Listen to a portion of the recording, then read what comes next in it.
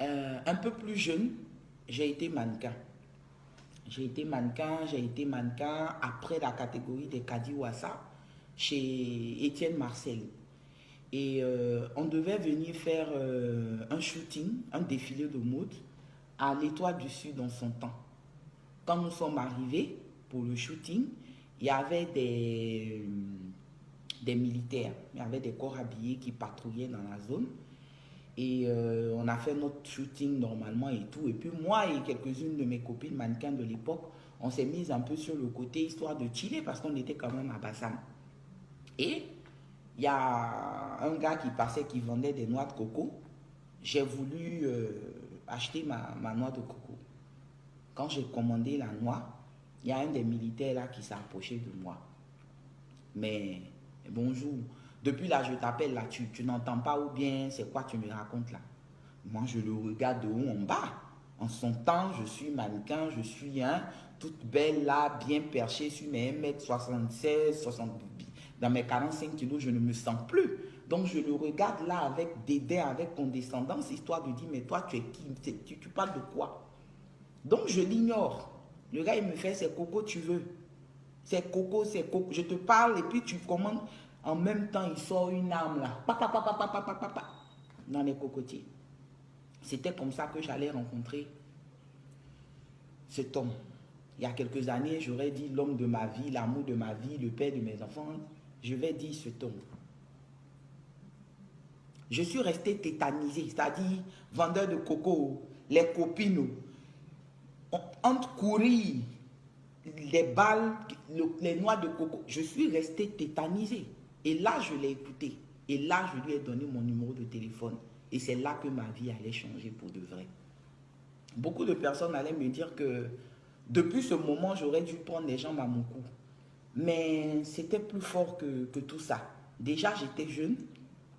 Et il y a ce petit côté-là, le petit côté risqué, le petit côté qui sort de l'ordinaire, qui attire une femme. Après, tu as tes copines qui te disent, oh, mais c'est super, tu as vu ce qu'il a fait pour toi, parce que tu n'as pas voulu le regarder, il a détruit la cocoterie, il a fait comme si... Tu vois, il y a toujours des gens à côté pour te, walk your minds. Voilà comment ma relation a commencé avec ce monsieur. On a tourné comme ça. Et puis au bout de 2 ou 3 mois, on s'est revus. Nous nous sommes revus dans une boîte de nuit en zone 4. Il y a encore des témoins, il y a plein de gars que je ne vais pas citer ici pour préserver parce que c'est assez grave. Et dans la boîte en question, j'ai retrouvé des amis mannequins aussi à l'époque qui sont venus me saluer et tout. Le gars, il a changé d'attitude. Il était devenu froid, il n'a pas apprécié que mes amis soient venus vers moi me saluer. Et en repartant ce jour-là, dans la voiture, il a conduit. Il m'a emmené là, sur la route de Bassam, là. Condamné la voiture. Et il m'a éteint une cigarette qu'il fumait. Une cigarette comme ça, là.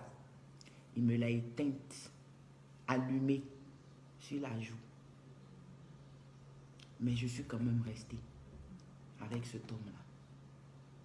Après, on va rentrer dans le pourquoi, dans le comment. C'est pour vous dire que c'est trop facile de prendre le dessus des histoires et puis de penser que les femmes sont bêtes ou sont idiotes. J'en viens. Après ça, ça a été d'abus en abus. Il y avait un peu des deux. Autant il était violent, autant la minute d'après, il savait comment se racheter, me demander pardon, me faire des cadeaux. Ah, des cadeaux, il m'en faisait plein. J'avais plusieurs voitures. J'avais des biens. J'avais des salons de coiffure. J'avais des cabines téléphoniques. J'avais déjà tout. Comparativement aux jeunes de mon âge. Mais je bénéficiais d'un statut considérable à cause de l'emploi qu'il avait, que je ne vais pas mentionner ici non plus. J'avais mes copines de l'époque, des Sylvie. Il y a des gens qui ont vécu tout ça avec moi, Nadine et tout. Mes cousines. Mais le gars, quand il rentrait dans une colère folle, nous habitions au 3e étage, les habitants du plateau de Cuy. C'est un quartier dans lequel je ne suis même plus retourné depuis lors pratiquement à cause du trauma. On habitait au 3e. Le gars, on monte là. Il ferme la porte. Il jette la clé. Et puis c'est lui et moi avec Kalash. Et puis on règle nos comptes.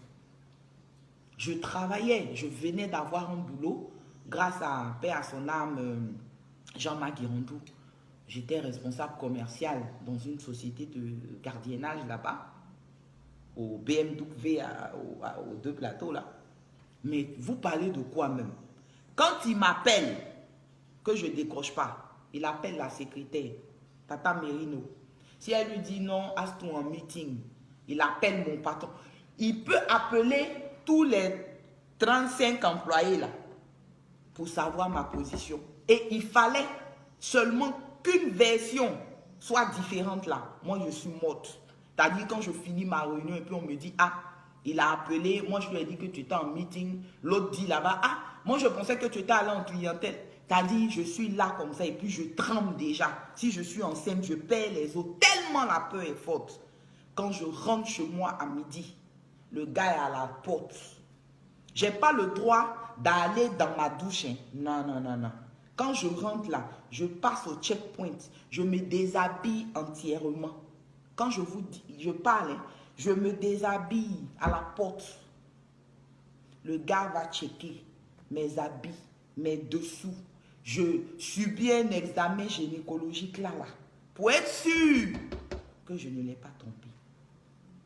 Quand je passe le checkpoint, tant mieux. Si le jour là, j'ai eu trop d'hormones, j'ai paniqué, j'ai transpiré, là, c'est certificat médical. Les gens sont là, ils peuvent témoigner. Ceux qui sont proches de moi, c'est un pan duquel je ne parle pratiquement pas. Parce que jusqu'à aujourd'hui, il y a des retombées, il y a des menaces. Je continue de penser que je ne suis pas libre dans mon esprit. Tellement le service a été long et douloureux. Je me retrouvais avec des certificats, mais à n'en point fini. Bras cassés. Tout ce que moi j'ai sur le corps, comme cicatrice, front percé, bras cassés, tête cassée, fracture de la jambe. C'est le seul gars là. Mon patron à l'époque, M. Billet, me disait, mais pars de là. Mais patron même avait peur. Parce que quand il vient me chercher là, c'est son bon. C'est-à-dire, c'est le cargo qui est garé, ils sont 18 et puis on me cherche. Tu parles de quoi? Il n'y avait personne pour tenir tête à ce gars-là. Il n'y avait personne. J'ai commencé à défraîchir. Mais quand je vous dis défraîchir là, mannequinat même je faisais, ça allait. J'avais eu un prix à l'époque pour aller. J'étais eu avec les Rama et autres là, j'étais une des rares qui avait eu un prix en son temps pour aller bosser pour Elite Modèle. Mais c'est blog. Tu as passé où? Tous mes amis, vous êtes là, vous allez témoigner après. Parce que c'est vrai, je vais effacer la vidéo, mais vous êtes là. Tu viens même, tu es en train de me rendre visite là. Le gars là rentre. Si nos positions ne sont pas claires là, c'est que nous sommes en train de manigancer quelque chose. J'ai vécu une vie où moi, ma vérité là, ça se décidait à la roulette russe. C'est-à-dire, il prend le flingue, il met une balle dedans et puis on est assis. Tu me trompes. Et puis tu tires. Si c'est vide, non. Mais vous ne pouvez pas imaginer ce genre d'abus. Mais par derrière, il y avait quoi? Parce que nous étions mariés. Ah oui, nous étions mariés. Par derrière, il y avait quoi? La famille même là, les gars ne sont pas prêts. Déjà, tu n'as même pas le poids d'aller le dire. On te voit aujourd'hui. Tu as une situation sociale, tu as un boulot, tu as des biens, tu as des voitures, tu t'offres des voyages, tu as tout. Tu es l'envie même de tes amis. Les gens ne savent même pas ce que tu vis. Ils ne savent pas que tous les jours, moi, on me fait un examen gynécologique pour savoir si j'ai trompé. Les gars ne savent pas que quand je rentre la nuit pour dormir, mon mari ne dort pas. Il ne dort pas. Il sait que de ma maison à mon salon, ça fait tel nombre de kilomètres. 3. Il sait que de mon salon, je vais checker mes cabines et mes ceci, ça fait 5. Jusqu'à mon bureau, ça fait 10 km. Donc, aller-retour, là, c'est 20 km. À 3 h du matin, quand je suis couché, là, mon roi est en bas. Souvent, je regarde, je vois à travers le balcon, il est dans mon véhicule en train de remarquer mon kilométrage. S'il remonte là, s'il a fait 2 kilomètres de plus, ou bien il a fait 2 kilomètres de moins, mais vous rigolez. Vous ne pouvez pas imaginer en fait. Tu ne peux pas te confier.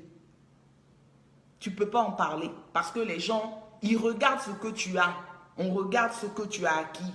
Ceux qui mangent une fois par jour estiment que toi, tu es heureuse d'avoir un mari, d'avoir des biens, d'être riche, d'avoir eu... Mais j'ai eu un mariage pompeux, c'était les dizaines de mariages qui est passé sur RTI, sur Top Business. C'est pas du jeu.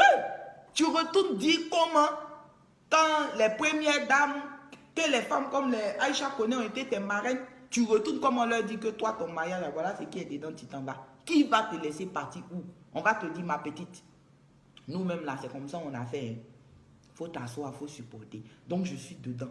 Ça me ronge. C'est les gens Magirandou, la paix à son âme, les billets autres. Quand ça chauffait, Serge Mané, mon ami qui bossait à Showbiz, Jean-Claude, JC Tapé, aujourd'hui, DJ au Biblos, au Mali. C'est ceux-là qui me cachaient. Sylvie, Othélion, elle est aujourd'hui à Paris. C'est ceux-là qui me cachaient. Nadine Gueux, Dancy Koji. Mais j'étais une fille tout le temps défigurée. Comme si c'était affaire de Mike Tyson. Même mes amis, il y a un jeune que jusqu'à aujourd'hui je recherche, il s'appelait Mustapha. J'ai croisé Mustapha en boîte, mon époux était là, on a échangé 2 secondes. Je vais aux toilettes, Mustapha rentre, le gars nous suit. Voilà homme, voilà femme. Mais voilà quoi. Dans sa tête là, on était venu échanger de numéros bien. Il a laissé le gars pour mort, là, dans la boîte là. La boîte est là, c'est elle toujours là. Je connais le propriétaire, le cas là, c'est elle là. Je n'ai même pas pu me renseigner sur l'état de santé de Mustapha. Parce que ça sous-entendrait déjà que j'avais autre chose pour Mustapha. Je vivais dans la peur constante. Ça n'allait plus. Des menaces. Et même quand les amis viennent te donner des conseils, ce n'est jamais des conseils salvateurs. C'est toujours pour t'enfoncer. Le gars, il payait mes propres amis, mes gars, mes gens avec qui je marche là. Il leur donnait de l'argent. Il payait pour que les gens lui donnent les infos. Du coup, quand les gars sont moisis un peu, Joe, tu es assis là, tu donnes l'info, on te donne 20 000, 30 000 en son temps. Les gars inventaient des trucs là. Ah, aujourd'hui là, avant de rentrer, ça arrêtait un peu sur le jeune des cabines là. On dirait qu'il y a quelqu'un qui est sur elle, de toute façon. Il rentre le soir là, on met tabac. Je ne sais pas pourquoi, mais j'ai été battu toute ma vie à mon point fini, jusqu'à ce que j'ai mon fils. Dans toute cette histoire, je suis tombée enceinte. Je suis de celles qui n'ont aucun symptôme, je ne grossis pas, je n'ai pas de nausée, je n'ai rien. Bon, je me sens un peu fiévreuse un jour là, je fais examen, on dit tu es enceinte de 4 mois. Elle est partie où? Elle est 4 mois. J'ai pensé à tout, tellement j'étais déjà en train de planifier mon départ. Mais bon, l'enfant n'avait rien à voir là-dedans. Et je me disais que peut-être que la venue de l'enfant là allait l'attendrir. Oh, beauté même de grossesse là. Beauté de grossesse là. Ils sont là. Les radicaux, ils peuvent témoigner. Beauté de grossesse ça là. Jusqu'à ce que je me suis retrouvée dans ma belle famille pour accoucher. Là-bas là même, je vous épargne ce que j'ai vécu. Moi, je faisais 3-4 jours. Je suis là. Nourrice, il vient d'accoucher là. Il ne me lave pas. On dit non, je suis la nourrice, il ne lave pas. Mon enfant, je le voyais une fois chaque 2 jours. Il était dans la main de mes beaux-parents. Il était couché là. Épisio, tout ce que vous pouvez imaginer de traumatisme là. J'ai eu ça pour avoir mon fils là. Donc je suis couché. Il ne peut pas faire quelque chose. Chaque 3-4 jours, quand j'ai la chance, on me laissait aller me laver. Chaque 3-4 jours, quand j'ai la chance que je voyais mon enfant, c'était ça. Le lait maternel là même, on n'en parle pas. Pour donner à mon enfant là, c'était comme si, c'est-à-dire, je suis assis, c'est cours familial, on est 18 comme ça, et puis c'est bloc. Jusqu'à ce que ma cousine vienne me rendre visite de Dalois. Elle m'avait amené un sac, igname, graines, tant, tout ce que vous pouvez imaginer. C'est ce jour-là que ma belle famille aussi m'a chassé. Pour une affaire d'incompréhension. pour une affaire de pourquoi ma copine est venue, elle est rentrée dans la chambre alors qu'elle m'appelle. Mais une histoire a dormi debout. Me voilà dehors avec 3000 francs. Ma copine au sac d'igname là et mon bébé de 3 jours. Moi, j'ai pris mon fils, j'ai pris un appartement, je crois une chambre salon, je suis allé habiter là-bas. C'est une voisine. La dame là, souvent...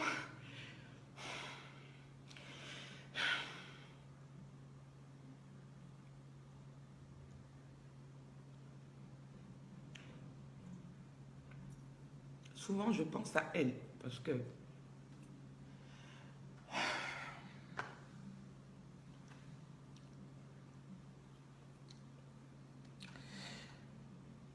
j'ai pas eu le temps de lui dire merci. Vous savez, les familles musulmanes, on est élevé d'une certaine façon, on est conditionné d'une certaine façon.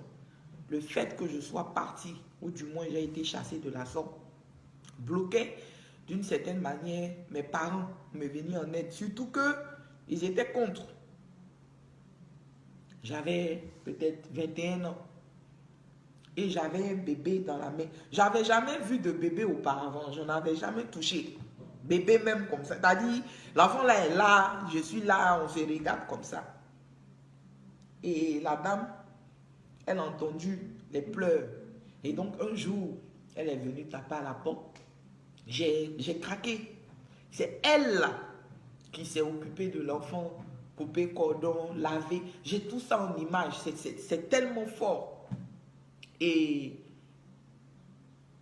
après ça, maman, elle a bravé l'interdiction du vieux. Elle lui a dit oui, c'est vrai, la petite, elle ne nous a pas écouté. Elle en a fait à sa tête, elle s'est cachée, ils se sont mariés, tous les John Shine, tout le monde a parlé dedans. Mais ça reste notre enfant. C'est là que ma mère est revenue dans ma vie.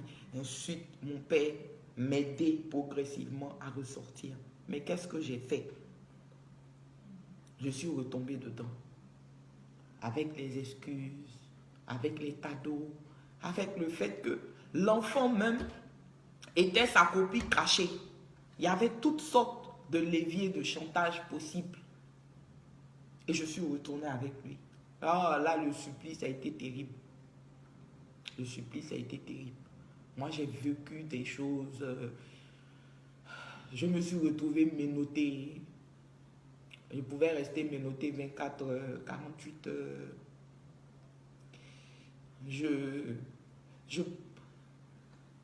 J'avais une ceinture là. La ceinture de la punition. Là, il y avait une grenade dessus. Tout ce que je savais, c'est que si je faisais un mouvement brusque, je pouvais blow up. Mais je n'en pouvais plus. Je ne savais plus que faire. Je n'avais plus rien. Et j'ai pensé au pire. J'ai fait une tentative de suicide. Je ne sais plus comment ils m'ont retrouvé, je ne sais plus. Mais ce que j'ai subi après cette tentative de suicide, ça a été pire que ce que j'avais déjà vécu toutes ces années-là. Parce que arrivé à l'hôpital, le médecin a décidé de me faire le lavage là, yeux ouverts, pour que je sente la douleur. Les mots de mes parents, mes amis, les jugements, la honte qu'il y avait à ne pas pouvoir être capable d'assumer cette fille qui ne sortait plus du quartier parce que j'étais connue comme la battue, la suicidée et tout. Et finalement, j'étais là un matin et j'ai eu un déclic. Il était impératif que je parte. Parce que hormis ce que je subissais, il y avait la profession de l'individu, il y avait beaucoup de choses que je savais, il y avait beaucoup d'informations et j'étais une menace. Même quand lui ne pouvait pas que je parlais, ses collègues et amis de l'époque avaient tendance à lui dire devant moi, ta femme là, si tu ne maîtrises pas sa bouche à nous, on va la gérer ici. Mais plein de choses. Un matin, je me suis levée. Je suis allée à l'ambassade de l'Angleterre. Je travaillais, j'avais des affaires, j'ai rempli les conditions. J'ai obtenu un visa. Et ce sac, je l'ai encore. Je suis allée en Angleterre avec un sac à main. Je pensais avoir laissé mon enfant en sécurité, en famille. Mais c'est bloc. À peine j'atterrissais que toute ma famille avait été ligotée, bastonnée. Et c'est comme ça qu'on m'a pris mon petit. Ça a été vraiment difficile. Je me suis retrouvé d'avoir une vie, un boulot, des employés, des biens, à un pays étrange, froid, où je ne connaissais personne, et sans mon enfant. Quand je partais, mon fils, il avait 1 an, 8 mois. Faites le calcul. J'ai fait un peu plus de 16 ans en Angleterre avant de rentrer. Donc j'ai fait plus de 16 ans avant de voir mon fils. Il était l'objet des plus grands chantages. Quand ça n'allait pas souvent, il y avait des scènes, il y avait des scènes. Je revois mon fils là. À l'époque, il y avait Skype. Voilà, le fils, voilà, l'âme. Pour que je rentre, c'était compliqué. Jusqu'à l'ambassade, j'étais soi-disant recherché. Mais le plus dur, c'était derrière moi. Mes parents, mes amis, tous ceux qui me connaissaient, c'est qu'ils ont dû raconter pour justifier mon départ. Ils ont dit aux gens que j'avais volé. Ils ont dit aux gens que j'avais détourné de l'argent. Ils ont dit à certaines personnes que j'avais trompé. On m'a diabolisé de toutes les façons parce qu'il était trop macho pour accepter que je me sois réveillé et que je sois parti. J'ai survécu pendant 1 année parce que ma grande sœur y était et ce monsieur en qui je serai éternellement reconnaissante, monsieur Billet, qui a été mon premier patron, il a continué de me payer mon salaire sur au moins, je ne sais même pas, 1 année. Le temps que je m'insère. Depuis cette période, je n'ai connu la paix qu'en 2012. Quand on dit paix, bon, pseudo-paix, ce dernier-là s'est fait arrêter, finalement. Il est en prison, condamné pour une 20aine d'années, un truc comme ça. C'est comme ça que j'ai pris la foi, que j'ai cherché à faire mes papiers, que j'ai préparé mon conteneur et tout. Parce que je pouvais rentrer librement maintenant chez moi. Ça a été le cas. Même jusqu'à où je vous parle, je subis encore des menaces. Les gens pensent qu'il suffit que le bourreau soit mis en prison. Non, tu es conditionné. Il y a des gens qui vont dans le même sens que ton bourreau. Il y a des gens qui te font comprendre que ce que lui n'a pas pu te faire là, eux ils vont te faire ça. Il y a le poids du secret, c'est comme une omerta. Après tu développes un peu le syndrome de Stockholm, tu es dépendante de ton bourreau. J'étais là-bas et il fallait que je me justifie toujours. Il fallait que j'explique aux gens que je n'ai vidé le compte de personne. Il fallait à chaque fois que je rentre dans les détails, qu'on me traite de mère indigne. On me disait que je suis une mère indigne qui a abandonné son enfant pour partir. Personne ne comprenait les contours. Les gens m'ont jugé comme ça pendant des années. En fin de compte, j'ai fermé le tout. J'ai emmagasiné tout ça. Je me suis dit, je ne me justifie plus. Que chacun pense ce qu'il a à penser. Je me disais aussi que le sang ne se perd pas. Un petit garçon, il allait toujours finir par chercher sa maman. Aujourd'hui, il me pose des questions, mais je ne peux pas lui répondre. Je ne sais pas comment lui expliquer certaines choses que j'ai vécues, qu'il a vécues. Parce que malgré tout, j'étais pas là. Son père s'en est occupé. Je ne veux pas lui dire des choses qui vont le révolter, qui vont le rendre amer vis-à-vis de son père. Je continue. C'est un combat perpétuel. Au sorti de là, J'ai obtenu mon divorce à distance, séparation de corps et tout. Et j'ai pris la résolution ici de ne plus jamais me marier. Plus jamais je ne rentrerai dans le mariage, vu l'expérience que j'avais vécue. J'ai décidé qu'on ne me choisirait pas, qu'un homme ne me choisirait pas. Bon, toi, viens. Non. J'ai décidé qu'avec de l'argent, un homme ne me maîtriserait plus. Parce que c'était ça, avec mon ex-époux, j'avais tout, et bien au-delà. Quand je vous dis tout, je nageais dans les liasses. Ça a été une faiblesse pour moi. Plus jamais aucun homme ne mourrait avec son argent. Donc, dans la vie de tous les jours, je suis dur avec un homme qui vient me draguer avec une grosse voiture, avec des billets de banque, parce que ça me ramène à ça. J'ai décidé que j'allais être une personne indépendante, que je n'allais plus me laisser malmener, que j'allais travailler, que j'allais m'affirmer. C'est là qu'est né ce costume que je porte, ce costume drôle.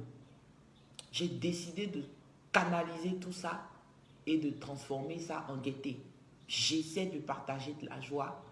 Je suis extrêmement, mais extrêmement sensible. Mais j'ai décidé de ne pas le montrer. Quand on me voit, automatiquement, on sent qu'on a affaire à un caïd. Oui, je suis un caïd. Je reviens même de loin. Et ça, j'en ai parlé peut-être 3 ou 4 fois en 20 ans. Il n'y a pas longtemps, je discutais avec une amie, Traoré Bintou Mariam, qui a lancé le hashtag en question là. Il était même question que je fasse une interview, mais elle pourra peut-être témoigner. La peur, t'as dit quand on en a parlé, que j'ai pensé, elle m'a dit non, on va faire ça à visage masqué, on va flouter ta voix. Mais j'en ai perdu le sommeil en même temps, j'ai appelé Reine, j'ai dit où? J'ai fui la fille. Elle m'a appelé, elle m'a cherché pour des interviews. Je reste loin, je regarde tout ce qu'elle fait parce qu'elle symbolise tout ce que je n'ai pas pu faire. Elle symbolise tout ce que je pense que je n'ose pas sortir. Parce que vous, là, la société, vous êtes complices de ça. Combien d'entre vous, vous me voyez dans la rue ici, là? Aïe, toi tu es lesbienne ou bien? C'est qui ton gars? Mais tu n'es pas marié. Ah, tu prends de l'âge, hein? Tes enfants là. T'as pas... Est-ce que vous savez le vécu des gens? Quand on s'assoit souvent et qu'on dit vaut mieux être seul que mal accompagné ou on ne se marie pas, vous dites, vous faites des statuts, vous dites que c'est parce que nous sommes des femmes incapables. Vous dites que nous sommes des menteuses et que dans le fond, on souffre de ne pas être marié, de ne pas avoir d'homme. Mais vous ne savez pas ce qu'on a vécu. La dame qu'aujourd'hui vous êtes en train d'insulter partout là, vous savez ce qu'elle est en train de vivre en ce moment. Vous savez le degré des menaces. Vous savez. Quelque chose, nous tous, on a vu, on a entendu, on a vu la vidéo, on a vu la chute. Allez regarder sa vidéo de ce matin. Elle a sa robe. Alhamdoulilah, alhamdoulilah, alhamdoulilah. Elle n'a pas de séquelles. Elle a juste le truc de son sérum là, et puis elle est en train de vous dire de laisser le monsieur. Est-ce que vous connaissez le Rambakede? Est-ce que vous connaissez le jeu, le poids psychologique que ces gens-là appliquent? Est-ce que vous connaissez et puis vous parlez de ça? Vous jugez, vous parlez, vous jugez vos amis. Elle est belle, elle a tout, elle est, si elle n'est pas mariée, c'est qu'elle a mauvais caractère. C'est vous qui savez. Vous connaissez le vécu des gens. Vous savez à cause de vos bouches, de vos jugements, combien de nos sœurs sont dans des relations abusives. Et puis on est dedans à cause du camp dira-t-on, à cause de vous autres. On est obligé de mettre le manteau en question, le manteau du contrôle, le manteau de l'adjacence pour montrer que ça va. Alors qu'on est en train de mourir à petit feu. À un moment donné, il y a des sujets qu'il faut traiter avec beaucoup de calme. Avec beaucoup d'empathie. Il faut apprendre à se mettre à la place des autres. Il faut apprendre à connaître les motivations des autres. Ce n'est pas spirituel, ce n'est pas ethnique, Ce n'est pas religieux, ce n'est pas traditionnel, c'est humain. On a ça ou on n'a pas. Quand tu es face à une situation, quand tu as quelqu'un qui est face à une situation, pardon, Atia, juge pas. Tais-toi. Tais-toi, parce que tu ne sais pas. Vous vous contentez de regarder le bling, vous regardez le beau côté là. Quand on regarde mes photos, qu'on me voit ici dans les côtes, vous pouvez savoir que ma jambe là a été cassée 3 fois. Vous pouvez savoir que de toute façon elle s'est jetée là. C'est comme ça que j'ai été jetée. Vous savez que ma tête a été percée. Vous savez que j'ai pris balle. Vous savez. Vous ne savez pas. Mais vous êtes assis, vous jugez. Il y a beaucoup même qui tu les énerves pour ne rien. Ils ne savent pas ton parcours. Ils ne savent pas ta douleur. Jusqu'à aujourd'hui, 22 ans après, 22 ans après, j'ai encore les séquelles. Et ça ne me quittera jamais. Ce n'est pas affaire de psychologue ou quoi. J'ai été chez les Blancs, j'ai fait tout ça. Je souffre de toutes sortes de troubles. Les sueurs froides, les insomnies, la peur, les angoisses. J'ai été sous antidépresseur. Mais est-ce que vous savez même ce qu'on vit derrière les portes là? On choisit juste de vous montrer le côté positif parce qu'on n'a pas envie de véhiculer nos souffrances, nos haines. Entre mes enfants là, il y a 10 ans, quelle personne normale attendrait 10 ans pour faire ses enfants? Ça m'a pris 10 ans au moins pour penser au fait que je ne dois pas être égoïste, laisser un seul fils, mourir peut-être un jour sans avoir eu cette chance-là. 10 ans avant de faire mon deuxième enfant. Donc mon fils et ma fille, ils ont presque rien en commun à cause de l'âge, de âge gap. Je le veux encore. Je veux faire des enfants. J'aspire à tout ce qui est normal. Mais vous allez me juger de ne pas vouloir me marier. Vous allez venir me dire, tous les hommes ne sont pas pareils. Vous allez venir me dire, mais c'est un choix, diantre. Les femmes sont libres de faire des choix. Si vos religions, votre manière d'avoir grandi, votre éducation vous oblige, vous montre que le mariage, c'est un statut, allez-y, mais souffrez que nous autres, on ne soit pas mariés. J'ai travaillé ici, dans un hôtel à Bassam, qui s'appelait Afrique-Land Hotel. Et vous savez quoi? Quand le DRH m'a pris pour le boulot, il fallait faire mes cartes de visite. Pour mes cartes de visite, le gars, il est venu me voir, il m'a dit clairement, je suis en train de voir si je peux trouver la carte de visite. Il est venu me dire clairement, madame, vous êtes directrice d'hôtel. On ne peut pas vous présenter aux gens comme mademoiselle. Vous avez entendu? Ils n'ont pas regardé ma capacité. Ils n'ont pas regardé mon boulot. Ils n'ont plus pensé à mes diplômes, je ne trouve pas. Le truc, je ne pouvais pas être directrice d'hôtel et puis être mademoiselle. Donc, on a trouvé une parade. Sur mes cartes de visite, on a mis Miss, you know, just to confuse people. Et c'est toujours le cas. On est obligé de prétendre. Il y en a même qui vont jusqu'à s'acheter des alliances. On voit ça chaque Saint-Valentin ici. Combien de femmes sont obligées de venir se comporter de sorte à vous faire plaisir. Parce que vous voulez qu'on soit des... Mais, j'ai dit, c'est un choix. Il y a quoi? J'ai un fils, j'ai une fille, dont j'ai 2. Il y a les 2 sexes. J'ai connu le mariage. Et puis aujourd'hui, j'ai dit, je ne fais plus. Parce qu'on a failli me tuer dedans. J'ai dit, je ne veux plus tenter. Que je ne donnerai plus la chance à quelqu'un de me piétiner. Vous jugez ça encore. Il y a quoi? La pauvre dame là, vous ne devez pas vous décourager. Vous devez chercher. Si moi, on m'avait parlé, si j'avais eu un réseau, je n'allais pas être en train de trimballer cette douleur-là à ce jour.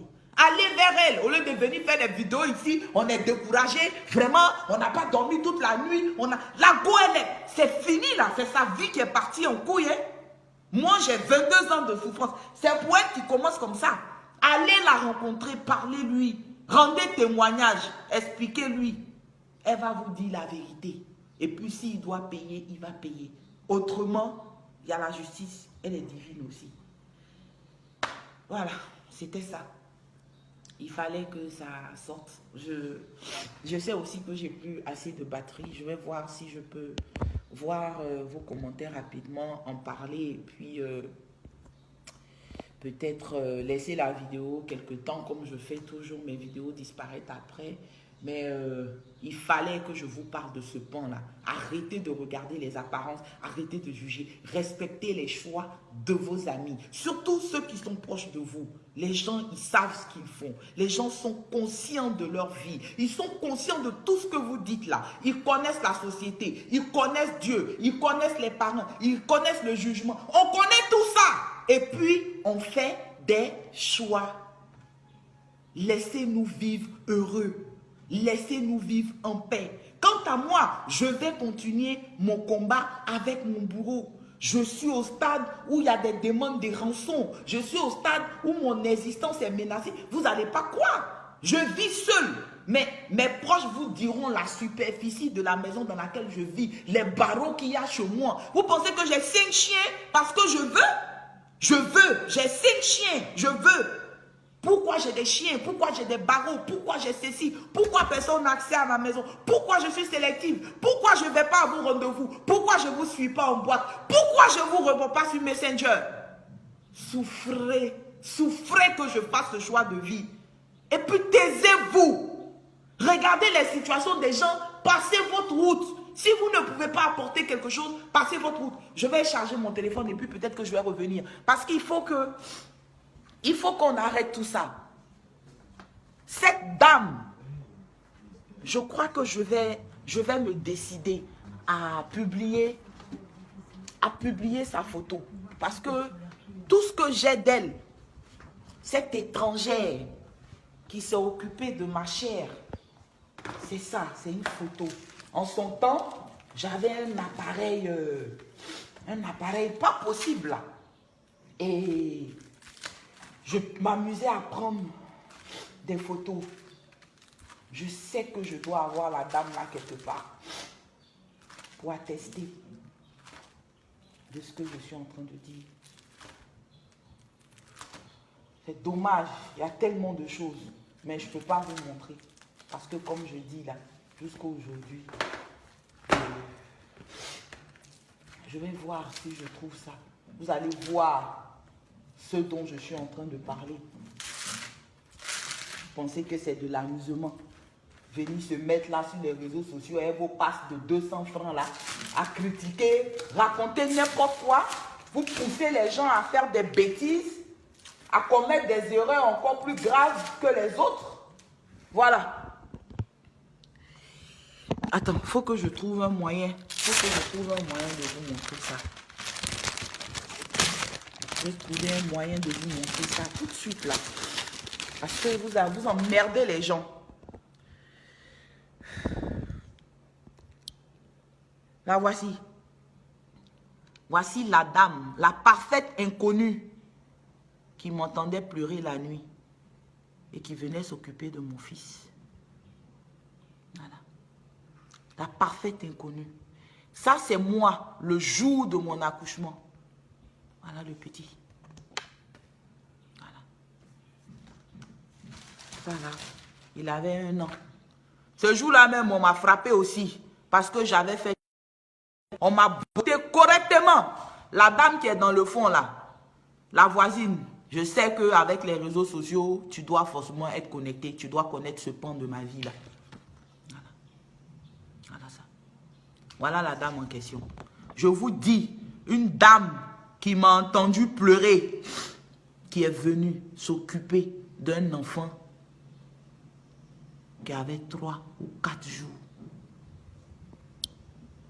Donc de grâce, arrêtez de juger, de parler de la vie des gens. Arrêtez de nous obliger à faire des choses qui vont nous rattraper. C'est bon. Amis sportifs, c'était ça.